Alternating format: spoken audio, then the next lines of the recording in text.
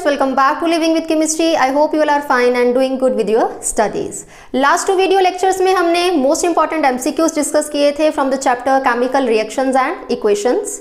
आज मैं उसी टॉपिक को फर्दर कंटिन्यू करने जा रही हूँ so that जो बाकी के इंपॉर्टेंट MCQs रह गए हैं उसे भी हम कंप्लीट कर लें. मैंने साइड बाय साइड आपको पूरा का पूरा चैप्टर भी एक्सप्लेन किया है. I have explained each and every topic in detail so that आपके कॉन्सेप्ट की भी साइड बाय साइड क्लैरिटी हो जाए. तो चलिए स्टार्ट करते हैं आज का पहला MCQ. वही सेम बात मैं आपको फिर से बोलूंगी जो मैं हर वीडियो की स्टार्टिंग में बोलती हूँ कि आपने क्वेश्चंस को साइड बाय साइड करना है. सबसे पहले आप अपना आंसर चूज करोगे, देन आप अपने आंसर को मेरे आंसर के साथ क्रॉस वेरीफाई करोगे. ठीक है, चलिए स्टार्ट करते हैं. First question. First question is rusting of iron involves a chemical reaction which is a combination of. Rusting of iron एक ऐसा chemical reaction है जो किन्हीं दो reactions का combination है जिसके लिए हमें चार options दी हुई हैं. See the options: reduction as well as combination reaction, oxidation as well as combination reaction, reduction as well as displacement reaction, and fourth one is oxidation as well as displacement reaction. So आज हम किस topic के बारे में discussion करने जा रहे हैं? Oxidation and reduction, which is very important from the examination point of view. सबसे पहले बात करते हैं कि ऑक्सीडेशन और रिडक्शन होती क्या है. ठीक है, ऑक्सीडेशन और रिडक्शन के बारे में मैंने यहाँ पे लिख भी रखा है. देखिए ऑक्सीडेशन क्या है. ऑक्सीडेशन के लिए आपने ये तीन ही चीजें याद रखनी है. Oxidation is addition of oxygen. अगर किसी स्पीशीज में ऑक्सीजन ऐड हो जाए तो उसे हम क्या बोलेंगे कि उस स्पीशीज की क्या हो गई? ऑक्सीडेशन हो गई. Removal of hydrogen. अगर किसी स्पीशीज में से हाइड्रोजन का रिमूवल हो जाए तब भी हम बोलेंगे कि उस स्पीशीज की क्या हो गई है? ऑक्सीडेशन हो गई है. या लॉस ऑफ इलेक्ट्रॉन. अगर कोई एलिमेंट, कोई आयन अपने इलेक्ट्रॉन्स को लूज कर दे उसे भी क्या बोला जाएगा कि उस एलिमेंट या आयन की क्या हो गई है? ऑक्सीडेशन हो गई है. ठीक है, आपके 10th लेवल तक आपको फर्स्ट 2 पॉइंट्स के साथ ही ज्यादा कनेक्ट करना है. लॉस ऑफ इलेक्ट्रॉन वाला कॉन्सेप्ट आप अपनी 11th क्लास में ज्यादा डिटेल में पढ़ोगे. हम बोल सकते हैं कि ऑक्सीडेशन क्या है? Oxidation is addition of oxygen और रिमूवल ऑफ हाइड्रोजन. ठीक है, और लॉस ऑफ इलेक्ट्रॉन भी है. On the other hand reduction क्या है? Reduction is addition of hydrogen. Oxidation क्या था? देखो नाम से ही पता चल रहा है. ऑक्सीडेशन मीन्स ऑक्सीजन का एडिशन. ऐसे याद कर सकते हो आप. ऑक्सी से ऑक्सीजन याद रख सकते हो कि ऑक्सीडेशन में क्या होगा? एडिशन ऑफ ऑक्सीजन होगा. और उसका उल्टा किस में होगा? रिडक्शन में. मींस उसमें एडिशन ऑफ हाइड्रोजन होगा या रिमूवल ऑफ ऑक्सीजन होगा. आप एक एक डेफिनेशन याद रख लीजिए कि oxidation is addition of oxygen and reduction is addition of hydrogen. और उसका उल्टा रिवर्स दोनों के केस में दोनों की दूसरी डेफिनेशन हो जाएगी. लाइक ऑक्सीडेशन के केस में removal of hydrogen is oxidation and reduction के केस में removal of oxygen is reduction. या अगर कोई एलिमेंट या आयन गेन ऑफ इलेक्ट्रॉन कर ले तो उसे भी क्या बोलते हैं कि उसकी क्या हो गई है? रिडक्शन हो गई है. अब हम बात करेंगे अपनी रस्टिंग ऑफ आयरन की. ठीक है, आई होप आप ऑक्सीडेशन रिडक्शन समझ गए हो कि कब आप बोलोगे कि ऑक्सीडेशन हुई है, कब आप बोलोगे रिडक्शन हुई है. नाउ रस्टिंग ऑफ आयरन क्या है? रस्टिंग ऑफ आयरन मींस जो आयरन है, जो आयरन मेटल है, उस पे जंग लग जाने को ही इंग्लिश में क्या बोलते हैं? रस्टिंग ऑफ आयरन बोलते हैं. जब हम आयरन की मेटल को फ्रेशली देखते हैं तो वो बिल्कुल साफ सुथरी होती है, बिल्कुल शाइनिंग होती है, उस पर किसी तरह का कुछ डेपोजिशन नहीं होती है. बट ओवर टाइम क्या होता है? स्लोली उस पर एक ब्राउन कलर की क्रस्ट अपीयर होनी स्टार्ट हो जाती है जिसे हम क्या बोलते हैं कि लोहे को जंग लग गया है. उसे ही हम क्या बोलते हैं? Rusting of iron. और इस फिनोमिना को क्या बोलते हैं? This phenomena is known as corrosion. Corrosion क्या है? जब किसी मेटल का सरफेस एटमॉस्फेयर में प्रेजेंट गैसेज और मॉइस्चर के कॉन्टेक्ट में आता है तो उस मेटल सरफेस की क्या स्टार्ट हो जाती है? ऑक्सीडेशन स्टार्ट हो जाती है. ऑक्सीडेशन स्टार्ट होने का मतलब क्या है कि वो जो गैसेज है उन गैसेज का एडिशन स्टार्ट हो जाता है मेटल के सरफेस के ऊपर और मेटल के सरफेस पे एक मेटल ऑक्साइड की लेयर डिपॉजिट हो जाती है. उसी मेटल ऑक्साइड लेयर को हम क्या बोलते हैं? रस्ट बोलते हैं in case of iron. And हम बोल देते हैं कि उस मेटल की क्या हो गई है? करोजन हो गई है.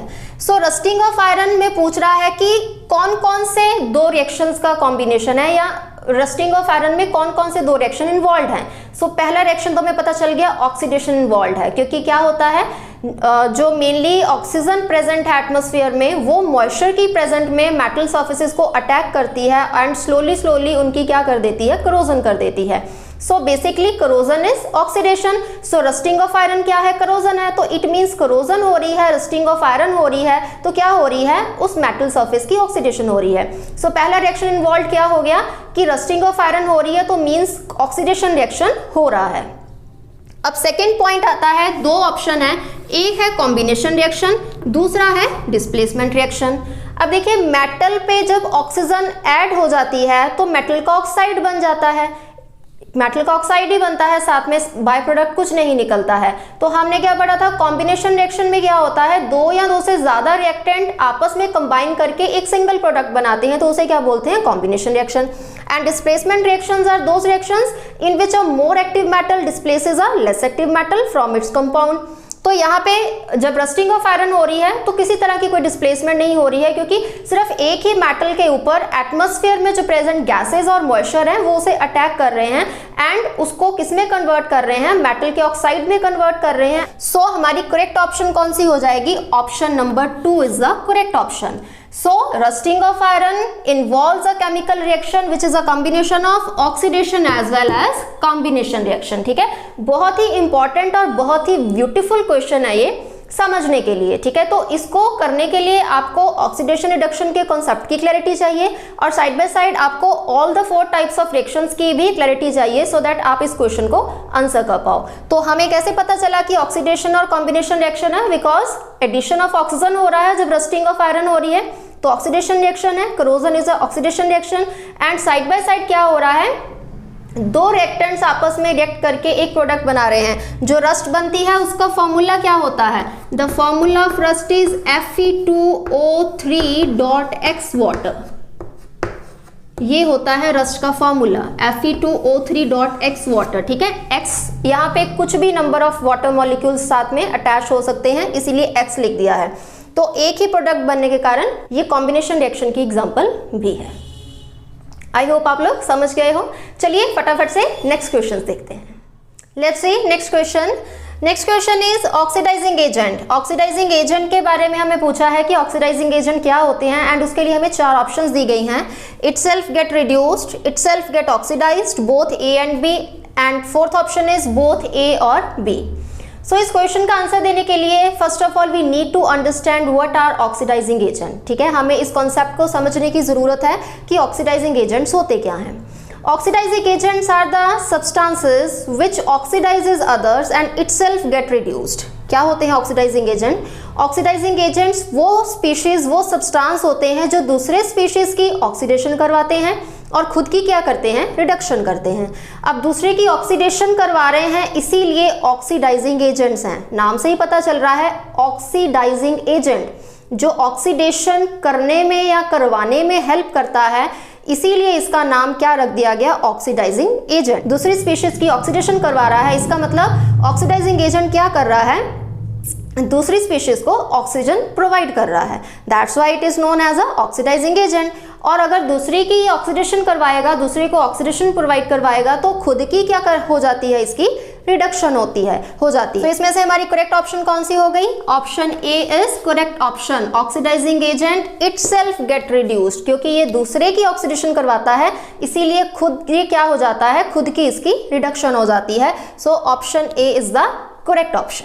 ठीक है, नेक्स्ट क्वेश्चन देखिए, in the following reaction the oxidising agent is. एक रिएक्शन दिया हुआ है एंड उसके लिए हमें 4 ऑप्शन दी गई हैं and we need to choose one correct option out of these 4 options. And हमें पूछा क्या है कि इस रिएक्शन में ऑक्सीडाइजिंग एजेंट कौन है। ठीक है, तो क्या करना है हम देख लेते हैं कि यहाँ पे किसकी रिडक्शन हो रही है, क्योंकि ऑक्सीडाइजिंग एजेंट क्या होता है, अभी मैंने क्या बताया, ऑक्सीडाइजिंग एजेंट वो होता है जो दूसरे की ऑक्सीडेशन करवाता है बट खुद की क्या करता है, रिडक्शन करता है। तो अगर इस रिएक्शन में हम देख ले कौन से स्पीशीज की रिडक्शन हो रही है तो हमें पता चल जाएगा वही स्पीशीज जिसकी रिडक्शन हो रही है वो as a oxidising agent behave करेगा।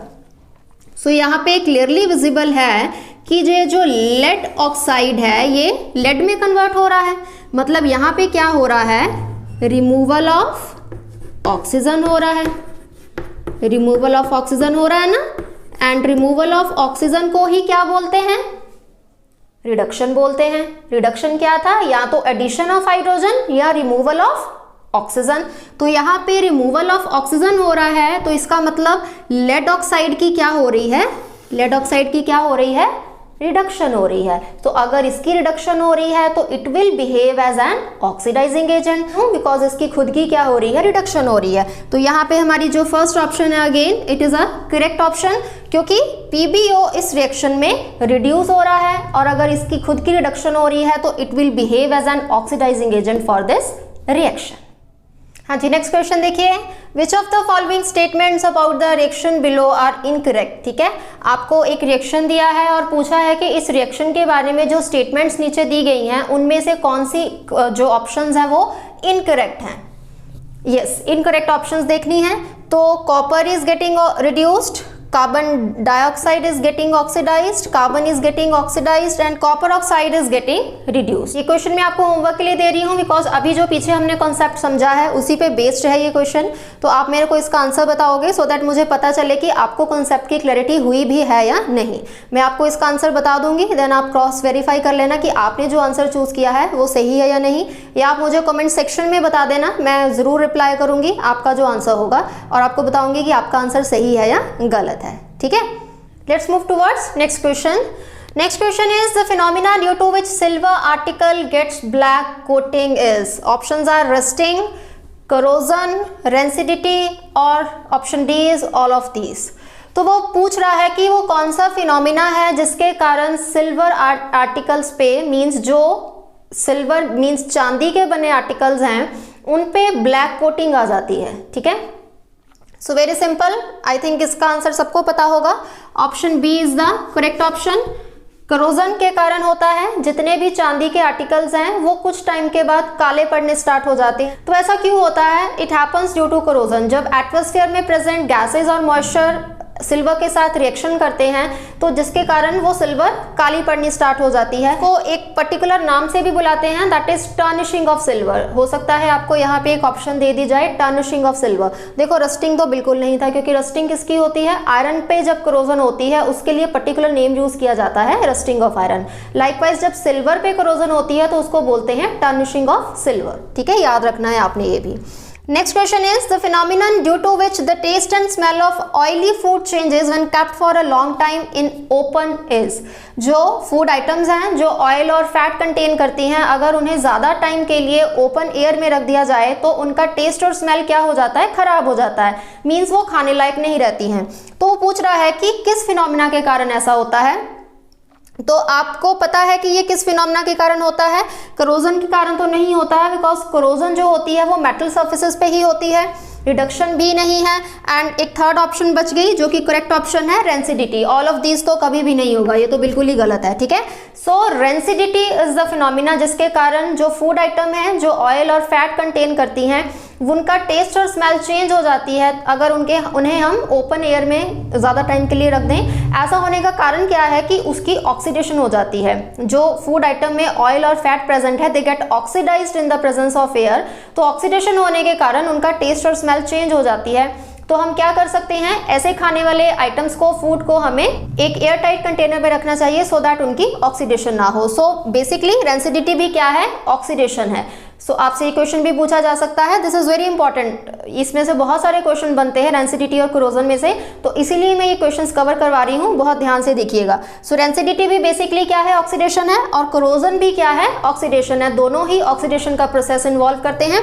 करोजन में मेटल्स की ऑक्सीडेशन होती है, जबकि रेंसिडिटी में जो खाने वाली आइटम्स है, फूड आइटम्स हैं, उनकी ऑक्सीडेशन होती है। चलिए नेक्स्ट क्वेश्चन देखते हैं। Next question is similarity between rancidity and corrosion is both are oxidation reaction, both are reduction reaction, both are displacement reaction, none of these। अभी लास्ट ही मैंने आपके साथ डिस्कस किया है, आई थिंक आप लोग इसका आंसर अब दे दोगे कि जो करोजन और रेंसिडिटी है वो दोनों ही ऑक्सीडेशन रिएक्शन है, बिकॉज दोनों में ही एडिशन ऑफ ऑक्सीजन होता है। करोजन के केस में मेटल्स पे एडिशन ऑफ ऑक्सीजन होता है, एंड रेंसिडिटी के केस में जो फूड आइटम्स ऑयल और फैट कंटेन करती हैं उनकी ऑक्सीडेशन हो जाती है। So our correct option is both are oxidation reaction. Option A is correct option. ठीक है, next question is the chemical process which is used for obtaining a metal from its oxide. वो पूछ रहा है कि कौन सा प्रोसेस है जिससे हम किसी मेटल के ऑक्साइड से मेटल ऑब्टेन कर सकते हैं। देखिए रिएक्शन क्या है, मेटल का ऑक्साइड है, M कोई भी मेटल है, तो इससे हमें क्या बनानी है, मेटल बनानी है। तो हमें क्या यूज करना पड़ेगा, कोई ना कोई रिड्यूसिंग एजेंट यूज करना पड़ेगा, क्योंकि रिड्यूसिंग एजेंट क्या करेगा, इसकी रिडक्शन करवा देगा, और जब इसकी रिडक्शन करवाएगा तो यहाँ से क्या हो जाएगा, रिमूवल ऑफ ऑक्सीजन हो जाएगा। रिमूवल ऑफ ऑक्सीजन हो जाएगा तो मेटल ऑक्साइड किस में कन्वर्ट हो जाएगा, मेटल में कन्वर्ट हो जाएगा। ठीक है, तो हमारी करेक्ट ऑप्शन कौन सी हो गई, option A is correct option. अगर हमें किसी भी मेटल ऑक्साइड को मेटल में कन्वर्ट करना है तो उस प्रोसेस को क्या बोलते हैं, रिडक्शन बोलते हैं, और उसको कन्वर्ट करने के लिए हम यूज क्या करते हैं, रिड्यूसिंग एजेंट यूज करते हैं। ऐसे भी आपसे क्वेश्चन पूछ सकते हैं कि अगर मेटल ऑक्साइड को मेटल में कन्वर्ट करना है तो उसके लिए हमें कौन सा एजेंट यूज करना पड़ेगा, रिड्यूसिंग एजेंट या ऑक्सीडाइजिंग एजेंट। हम एक रिड्यूसिंग एजेंट यूज करेंगे बिकॉज ये क्या करेगा, मेटल ऑक्साइड की रिडक्शन कर देगा into metal. So in all the process involved is reduction. ठीक है, let's move towards next question. Next question is which of the following gas is used for packing of oil and fat containing food items. ठीक है, वो बोल रहा है कि कौन सी गैस को यूज किया जाता है जो ऑयल और फैट कंटेनिंग फूड आइटम्स हैं। अब क्यों गैस पूछी जा रही है, बिकॉज अभी हमने पढ़ा कि जो ऑयल और फैट कंटेनिंग फूड आइटम्स हैं उनकी क्या हो जाती है, रेंसिडिटी हो जाती है, उनकी ऑक्सीडेशन हो जाती है, जिसके कारण उनका जो टेस्ट है वो चेंज हो जाता है, उनमें से स्मेल आने लगती है।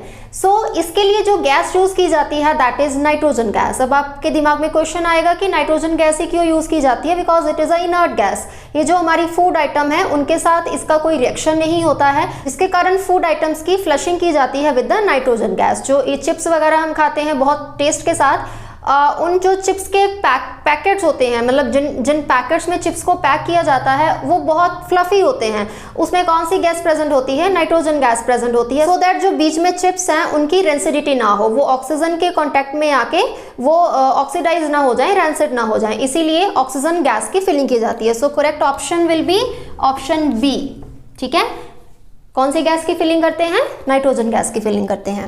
Next question is a shiny brown coloured element. हमें क्लू दिया है क्वेश्चन में, brown coloured element acts on heating in air become black in colour, identify the element acts among the following. Copper oxide, obviously element पूछा है तो copper oxide तो नहीं हो सकता बिकॉज ये क्या है, एक कंपाउंड है। आयोडीन भी नहीं, चलो अगर मैं यहाँ से ये हटा दूँ, अकेला आयोडीन लगा दूँ तो हम कंफ्यूज हो सकते हैं, आयोडीन या कॉपर, और none of this, because iodine का कलर भी जो होता है थोड़ा सा येलोइश ब्राउन होता है, एंड कॉपर मेटल का कलर भी कैसा होता है, ब्राउन कलर की मेटल होती है। कुछ बच्चे क्या करते हैं, कंफ्यूज हो जाते हैं, बिकॉज उन्होंने पढ़ा है कॉपर सल्फेट का कलर ब्लू होता है तो उन्हें लगता है कि कॉपर का कलर भी क्या है, ब्लू ही होता है, बट ऐसा नहीं है।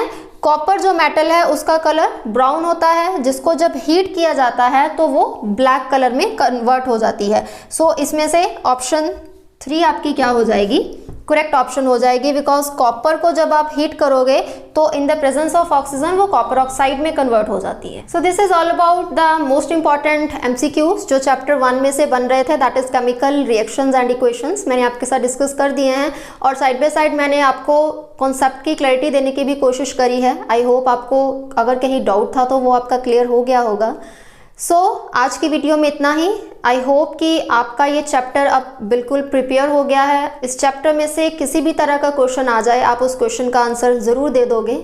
मिलूंगी आपसे फिर नेक्स्ट वीडियो में एक नए कॉन्सेप्ट के साथ। Till then stay tuned, keep studying, keep watching my videos, keep supporting and thanks for watching this video.